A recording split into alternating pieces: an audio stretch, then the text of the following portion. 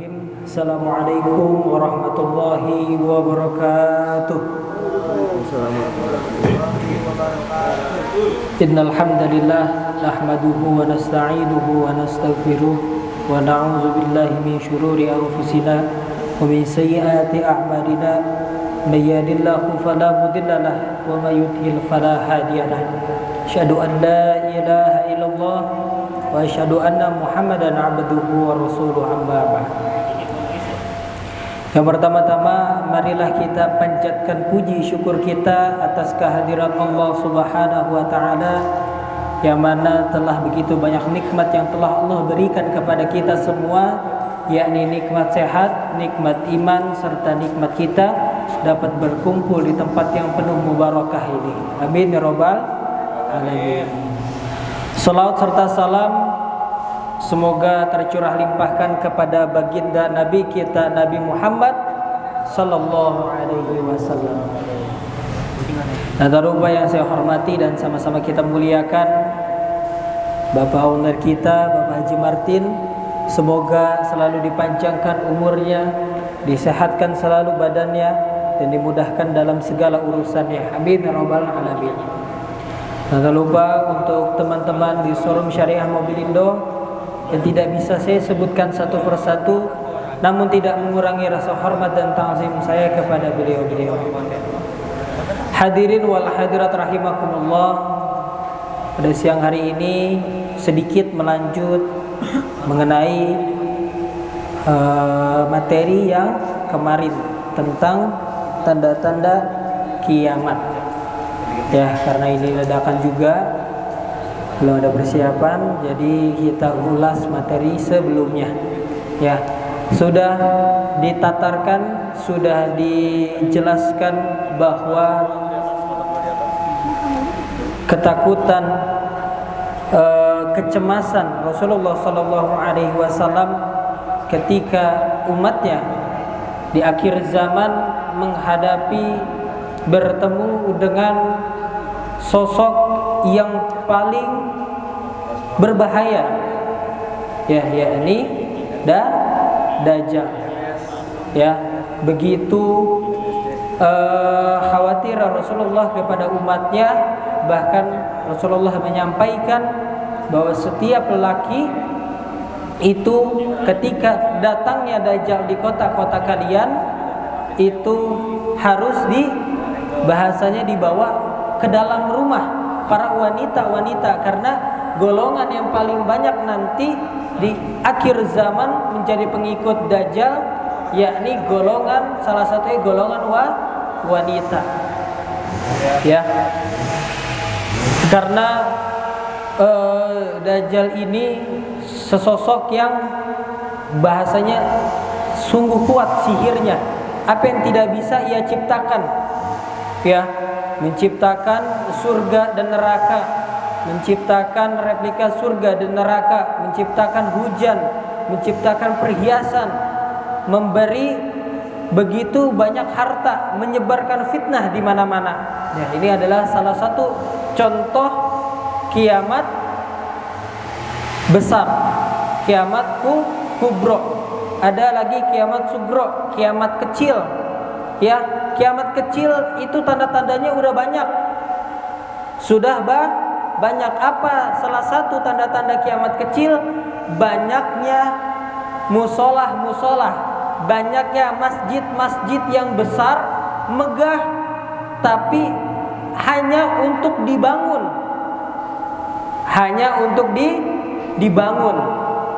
Ya, jadi masjid di mana-mana megah, besar, tapi isinya kosong. Ya, apalagi kita sering lihat nanti waktu bulan puasa, tarawih pertama, hari kedua, hari ketiga bisa sampai setengah masjid. Masuk ke minggu kedua udah mulai itu barisan makin maju.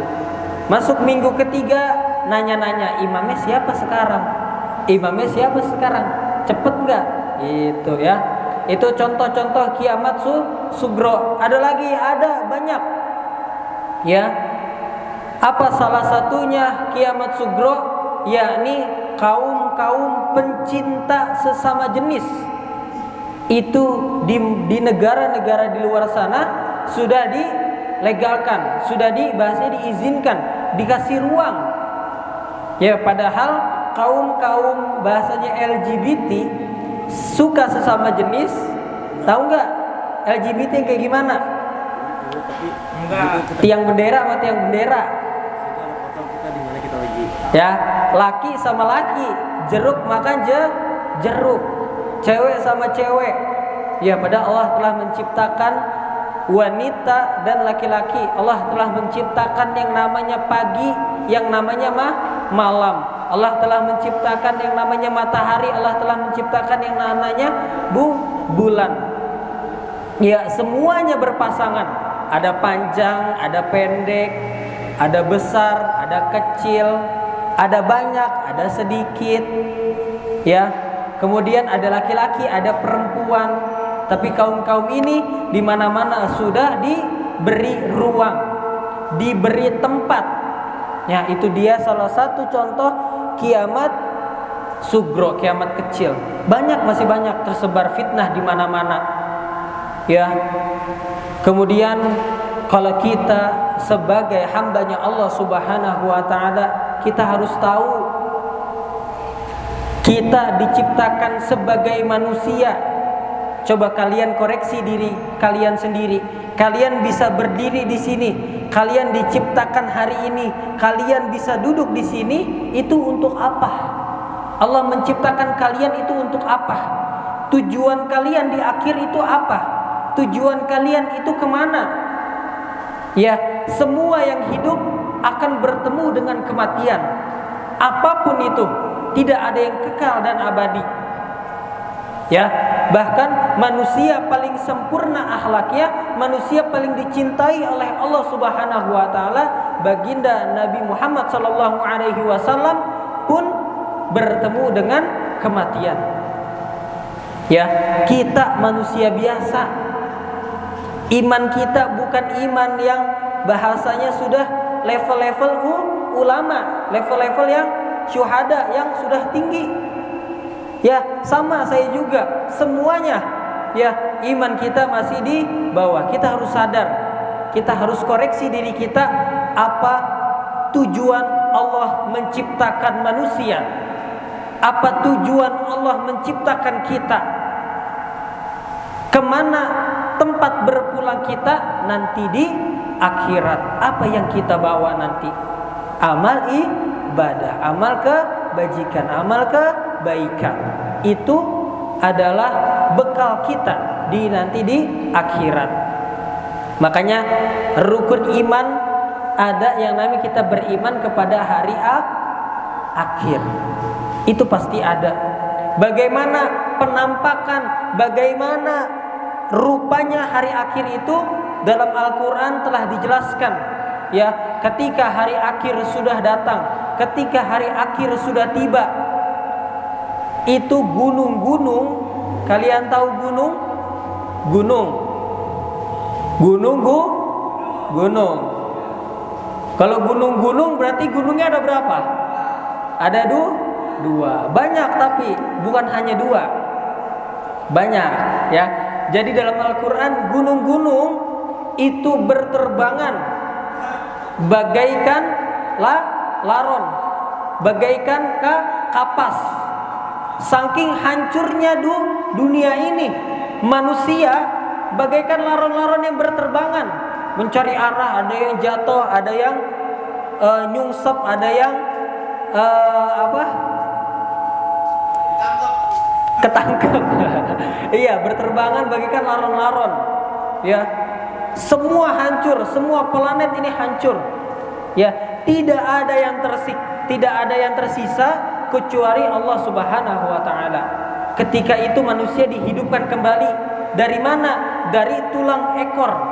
Dalam Al-Quran, jadi ketika ada manusia meninggal dunia, hancur badannya oleh tanah, dimakan oleh cacing, yang tertinggal nanti yang akan dikembalikan lagi itu adalah tulang ekor. Dari tulang ekor tumbuh Jadi tulang kepala, tulang tangan, akhirnya menjadi manusia kembali. Ya, jadi nanti tempat berpulang kita di akhirat. Ya, ada namanya tempat pertimbangan, ada tempat perkumpulan, dihitung amal kita, dihitung amal perbuatan kita, yang baik, yang buruk, yang mana.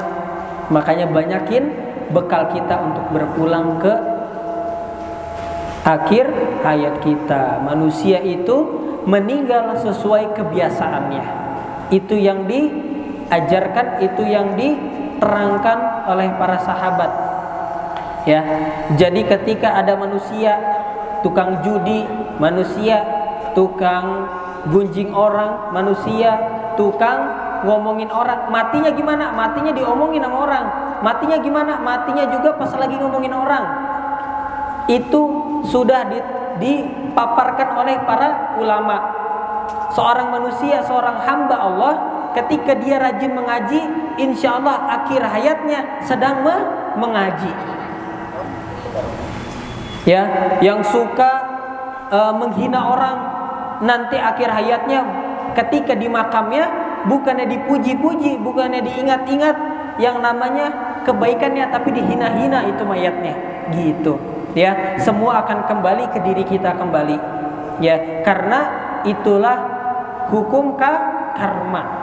Ya, apa yang kita lakukan, apa yang kita tanam di dunia, buahnya akan kita ambil kembali. Terima nggak terima, itu adalah yang kita tanam, gitu. Jadinya kalau banyak orang yang bilang, wah kenapa ya diri saya susah, diri saya seperti ini, jangan salahkan orang lain, jangan salahkan siapapun, tapi salahkan diri kalian sendiri.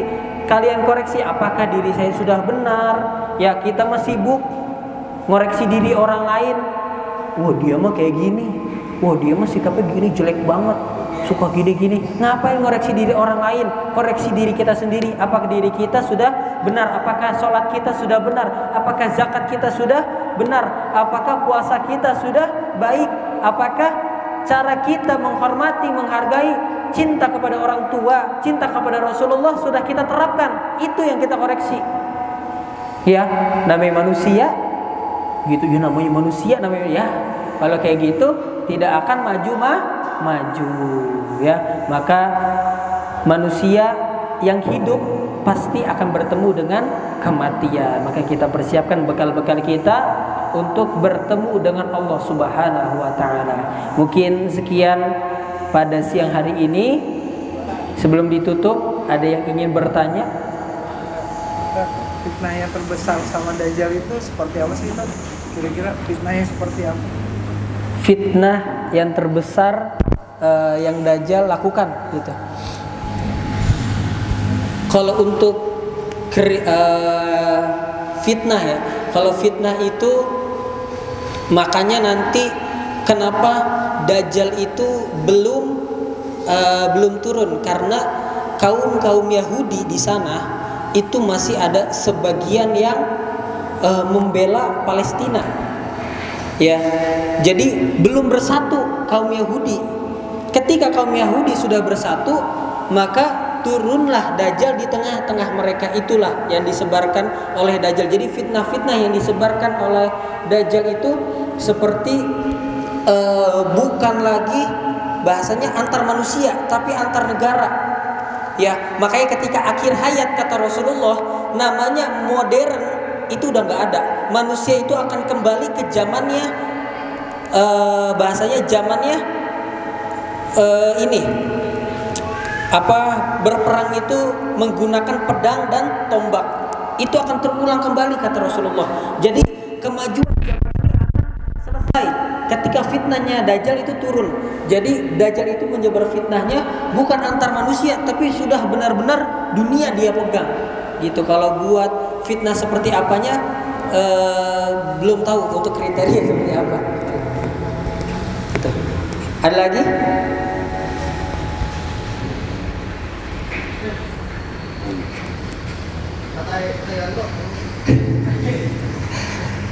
Ini masih sepi ya? Iya. Kan sholatnya di jalan.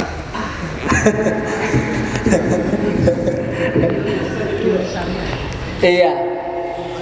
Jadi ketika masjid sepi, masjid dibangun bersama-sama oleh umat Islam, begitu besarnya masjid tapi isinya sepi gitu. Itu gimana? Karena sekitar rumah saja, contoh ada satu komplek ada satu masjid. Kalian cari satu komplek itu setiap sholat subuh sama isya, zuhur, itu pernah nggak satu masjid full? Padahal satu komplek itu ada satu masjid. Begitu banyak orang di sekitar komplek itu. Gitu. Kalau untuk masjid-masjid yang di pinggir jalan, itu kan memang sudah dibangun untuk orang-orang musafir, pejalan kaki.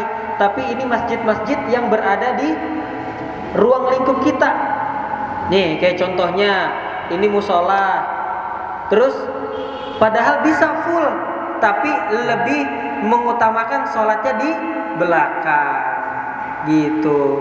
Ya, tidak diajak teman-temannya gitu ya. Maka ketika ada masjid di satu desa, di satu komplek itu dulu ya, di Arab itu laki-laki yang sholat di rumah itu dibilang wanita. Wanita. Karena afdolnya laki-laki, lebih baiknya laki-laki sholatnya itu di masjid. Maka kalau di Arab sana, di masjid-masjid di sana di Mesir itu rame.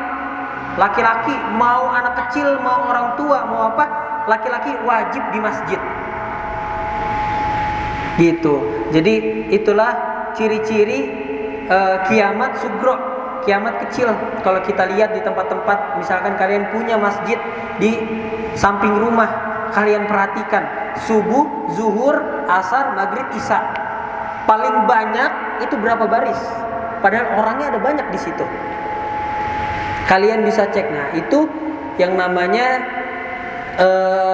contoh kiamat sugro, kiamat kecil yang sudah dipaparkan oleh Rasulullah SAW. Dah. Lagi?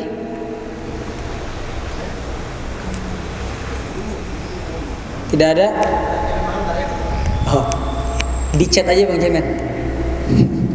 Ya udah, mungkin cukup sekian dari saya. Assalamualaikum warahmatullahi wabarakatuh.